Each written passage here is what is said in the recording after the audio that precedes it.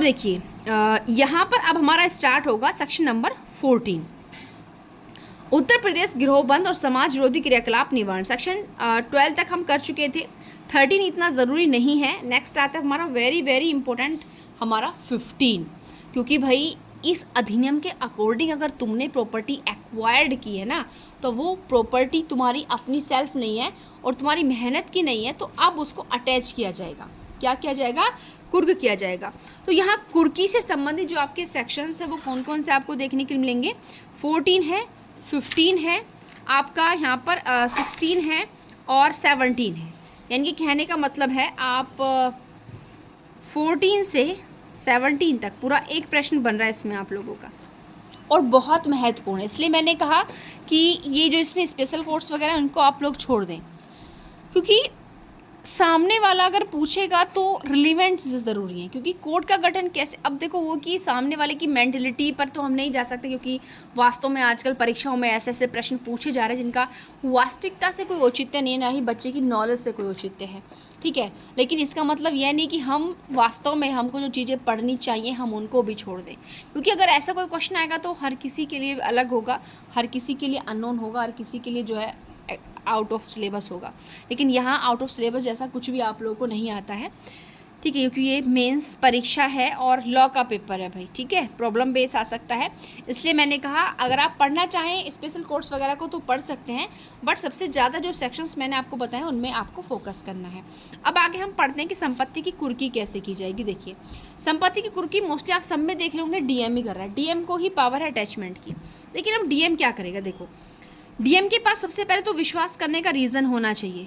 क्या होना चाहिए? कि भाई किसी व्यक्ति के कब्जे में ऐसी प्रॉपर्टी है, चाहे वो चल हो या अचल हो, जो कैसे अर्जित की है, इस अधिनियम के अकॉर्डिंग ऑफेंस करके एक्वायर्ड की गई है। तो सबसे पहले तो मजिस्ट्रेट के पास विश्वास करने का कारण होना चाहिए कि जो प्रॉपर्टी है चल या अचल वो इस अधिनियम के अकॉर्डिंग अपराध करके ली। तो क्या कर देगा? प्रॉपर्टी को कुर्की का ऑर्डर दे देगा, ठीक है। और कुर्की के प्रोविजंस वही लागू होंगे जो हमारे BNSS के होते हैं। अब जो प्रॉपर्टी को कुर्क करने का ऑर्डर दिया था, इसमें वो एडमिनिस्ट्रेटिव अपॉइंट करेगा, प्रशासक नियुक्त करेगा भाई। और उस प्रशासक की क्या शक्तियाँ होंगी? जो पुलिस की सहायता से, ठीक है, प्रशासक को पुलिस की सहायता की व्यवस्था भी वो करेगा।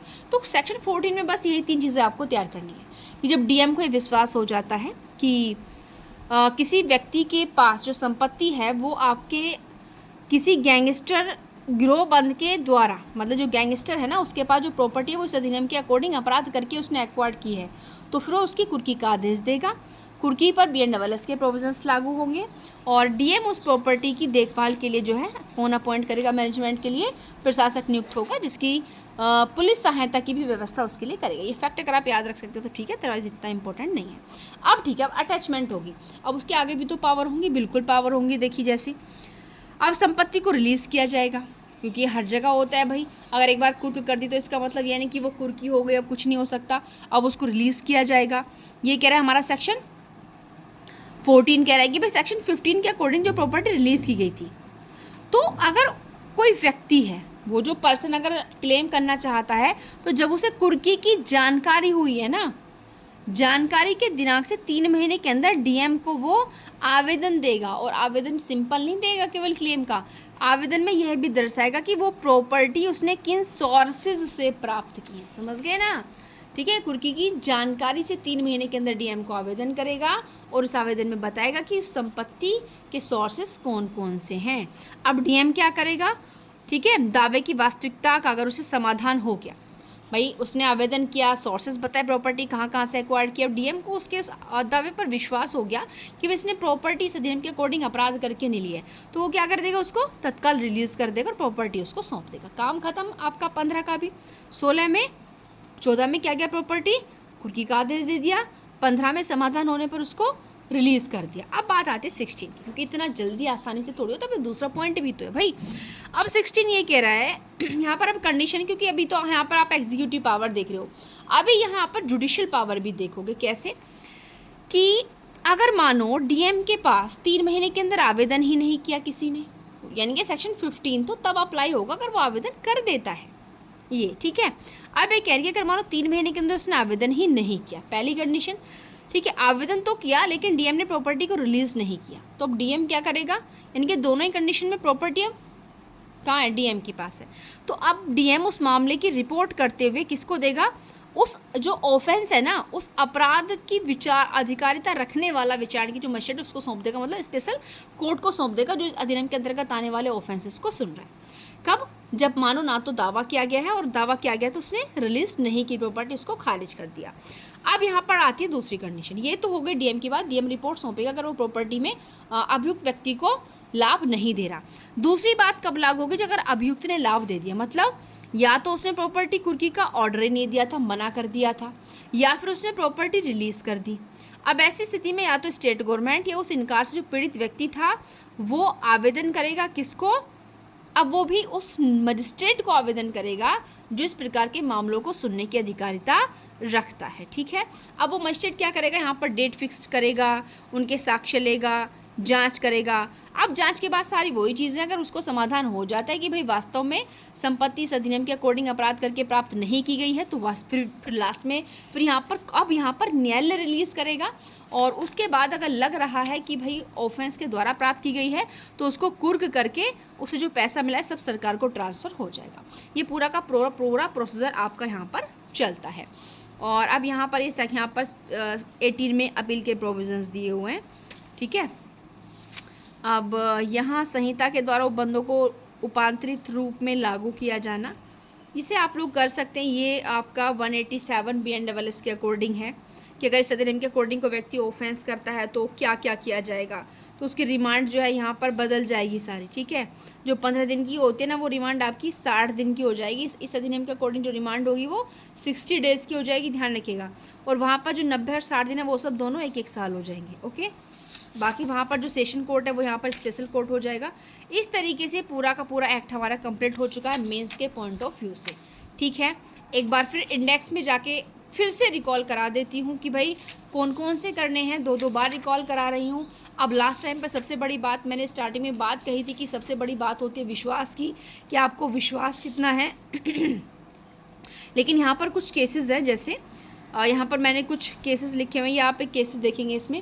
ये इंपॉर्टेंट केस है श्रद्धा गुप्ता वर्सेस यूपी का, कि केवल एक FIR करने से कोई व्यक्ति जो है क्या नहीं हो जाता, गैंगस्टर नहीं बन जाता।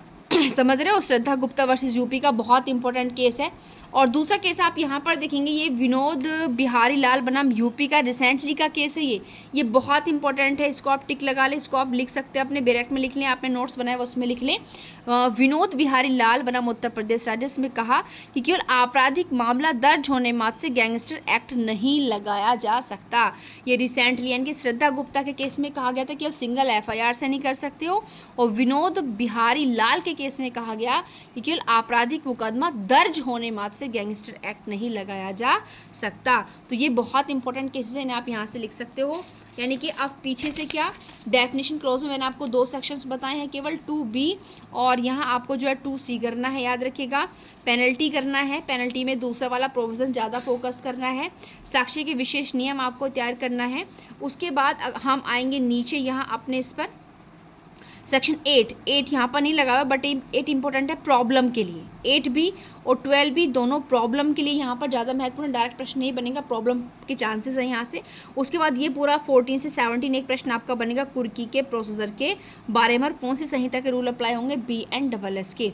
तो ये यहाँ से अगर मैं देखूँ तो बहुत ज़्यादा जो 90% कहूँगी मैं, इस अधिनियम में 90% जो पेपर आपका बनेगा, 2 प्रश्न या 1 प्रश्न जो भी आएगा यहीं से आएगा, ध्यान रखिएगा। अगर आप चाहे तो स्पेशल कोर्ट में आपको कुछ याद नहीं रहता तो इतना आप याद रख सकते हैं कि राज्य सरकार के द्वारा एक या अधिक स्थापित किए जाएंगे उस क्षेत्र में जो मामलों की संख्या उसके हिसाब से, और बाकी जो उसमें न्यायाधीश अपॉइंट किया जाएगा वो कौन करेगा, राज्य सरकार हाईकोर्ट के मुख्य न्यायाधीश के परामर्श से करेगी। इस तरीके से आप यहाँ पर चीज़ों को कर सकते हैं। तो ये हमारा एक्ट जो है कंप्लीट हो गया। तो प्लीज़ आप लोग मुझे कमेंट बॉक्स में कमेंट करके ज़रूर बताएं कि ये अधिनियम आपको हमारा कैसा लगा है, और प्लीज़ वीडियो पर आप कमेंट कीजिएगा, वीडियो को शेयर करें, क्योंकि यह वीडियोज़ आपके लिए लास्ट टाइम पर बहुत महत्वपूर्ण होने वाली हैं। अगर जब आप लोग जाएंगे एग्ज़ाम, जब ट्रैवल में आप रहेंगे तो आप तब भी इनको जो है इन वीडियोज़ को देख करके अपना फाइनल जो है रिवीजन कर सकते हैं। ठीक है, तो बहुत कम समय है, तो प्लीज़ अपने इस स्ट्रेटेजी को एक नई दिशा दीजिएगा, बेहतरीन तरीके से पढ़ें। और एक बार मैं बता दूं कि देखिए, बहुत सी वीडियोस आपको ऐसी मिलेंगी कि लास्ट टाइम स्ट्रेटेजी 5 दिन में ऐसे पढ़े, ये पढ़े, अच्छी चीज़ है, वहाँ से हमें गाइडेंस मिलता है कि आप कैसे पढ़ सकते हैं। लेकिन मैं एक बात कहना चाहूँगी कि हर किसी का रूटीन, हर किसी का शेड्यूल अलग होता है, हर किसी का टाइम अलग होता है। आपको कितना वक्त मिल रहा है पढ़ने का और कितने टाइम से कितने टाइम तक आप लोग पढ़ रहे हैं, ये आप लोग जानते हैं। इसीलिए आपका कौन सा सब्जेक्ट अभी भी बहुत ज़्यादा वीक है, जिस पे आपको थोड़ा सा और इन 5 दिन में कमांड बनानी है, और कौन सा सब्जेक्ट आपका बहुत स्ट्रॉन्ग है, जिसको अगर आप कम भी पढ़ेंगे तो भी चल जाएगा, ये अब आपको सोचना है। उसी के हिसाब से आपको अपना टाइम टेबल जो है सेट करना है, क्योंकि पढ़ते हम हैं। सामने वाले की बनाई हुई स्ट्रेटेजी से हमको थोड़ा बहुत अंदाज़ा हो जाता है, बट हम पूरी की पूरी अपनी रणनीति सामने वाले की बनाई हुई स्ट्रेटेजी के आधार पर नहीं चला सकते, ये मैं कहना चाहूँगी आप लोगों से। तो आप अपने सब्जेक्ट्स की जो कॉन्फिडेंस लेवल है उसके हिसाब से और आपके पास जो वक्त है उसके हिसाब से अपना टाइम टेबल सेट कीजिएगा। और मेरी तरफ से बेस्ट ऑफ लक। इस बार आपका यूपीएपीओ मेंस क्लियर होके आपका सिलेक्शन हो जाए। Thank you, best of luck.